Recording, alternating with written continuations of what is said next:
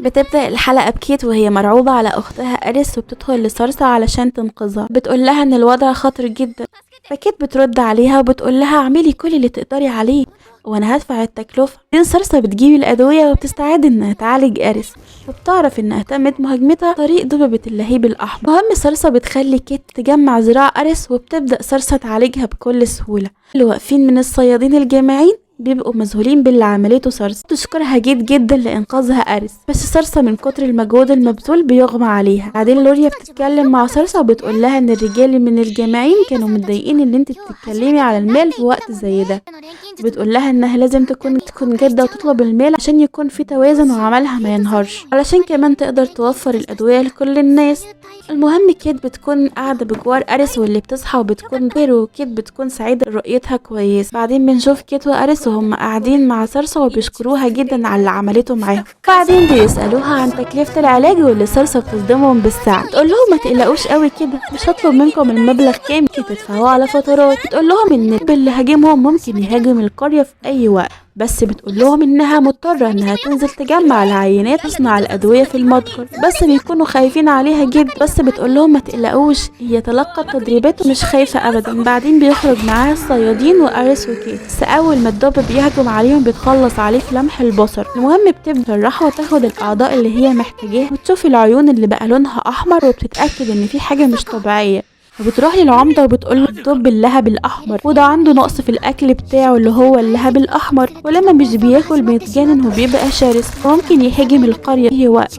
العمدة بيقلق وبيقول لها هنعمل ايه يا سارس؟ تقول له هنجتمع كلنا ونواجه الخطر، محكمة طبعا أنا هعملها. وأريس وكيت بيقرروا يساعدوها. بيتجمع أهل القرية وبتخليهم يبنوا سياج يحطوا فيه أحجار الضبابة المفضلة كطعام. بعدين بيقضوا عليهم واحد ورا التاني وبيموتوهم، بس بيظهر الدب القائد بيهجم عليهم واللي سارسا تنهي عليه بمنتهى السلاسة. بعدين لوريا بتستخدم الصفارة اللي تركتها لها سارسا لما تكون في خطر، تجري عليها علشان تلحقها بسرعة من ايد الدببة. كانت هتموتهم هما الاتنين قبل ما يخرجوا.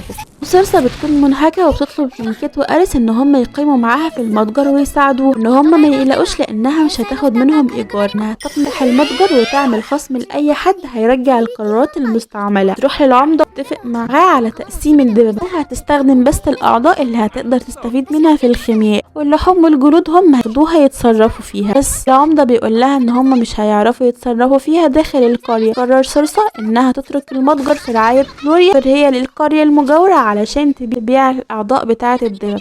مهم بتسافر وبتنزهر لما بتشوف القرية وبتسأل الخيميائيين اللي موجودين، تعرف ان هم 2 موجودين. روح لأول واحد واللي بيبخس البضاعة تمنها، فبتتضايق جدا وبتسيبه وبتمشي وتقرر انها تروح للمتجر التاني. تلاقي خيميائية وبتعرض بضاعتها عليها وما بتبخسش بضاعة تمنها، وبتقعد تتكلم مع سارسا وبتعرف انها الخيميائية الجديدة في القرية المجاورة، او بتطلب من سارسا انها تاخد قسط من الراحة عندها. بعدين تسافر الصبح لمتجرها لطفها مع سارسا. مهم بنلاقي سارسا الصبح وبتكون وصلت متجر. تكلم مع لوريا ولوريا بتقول لها ان احنا هنستعمل المكان هنا كمطبخ خاص بينا، فسارسا بتقول لها هيكون احسن طبعا وهيبقى موفر اكتر. بعدين اندريسان بيوصل المتجر وبيصلح لهم المكان، وسارسا بتروح تجيب حديد عشان تعمله فرن سحري ينحط. بتقابلها جارتها الطباخة وبتسألها عن سعره. بتقرر انها تشتري من سارسا فرنين وتركبه، وبتكون مبسوطة علشان ركبت حاجة متطورة. بعد ما بيخلصوا بيقعدوا يحتسوا الشاي والكعك وبيكونوا مبسوطين جدا، بس بينسوا أريس أول ما بتشوفهم بتتجنن ان هم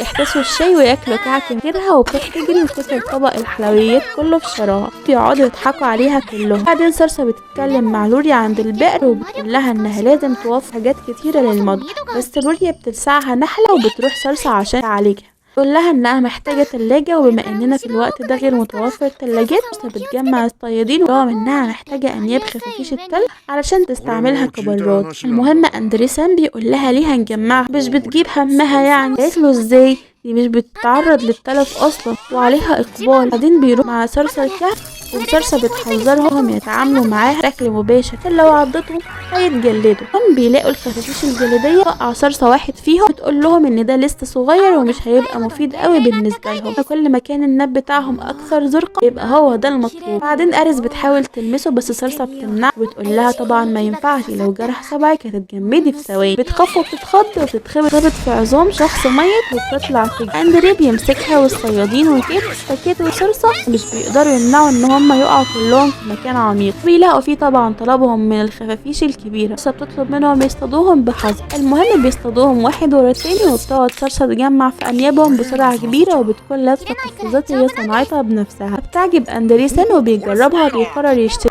مجموعة منها ويطلب لباقي الجماعين من الصيادين برضه. المهم صرصة تصنع قبعات التبريد يلبسوها الناس لما يكون الجو حر. تصنع القفازات وبتنشرها، ولما لوريا بتشوف المنظر جسمها بيقشعر. بتقول لصرصة ان كل الادوات اللي انت صنعتيها كان ليها رد فعل جميل من الناس. بعدين بنشوف اندريسن بيجيب لهم المبرد اللي صنعه، وبيتخض من شكل القفازات وبرضه جسمه بيقشعر. طبعا صراحة شكلهم مرعب جدا. دهب تقعد مع لوريا واريس وكيت، بتقول لهم انها محتاجة توسع مشروع، وبتطلع حلوى بتقول لهم هيقترح عليها احسن افكار هتديله الحلوى دي.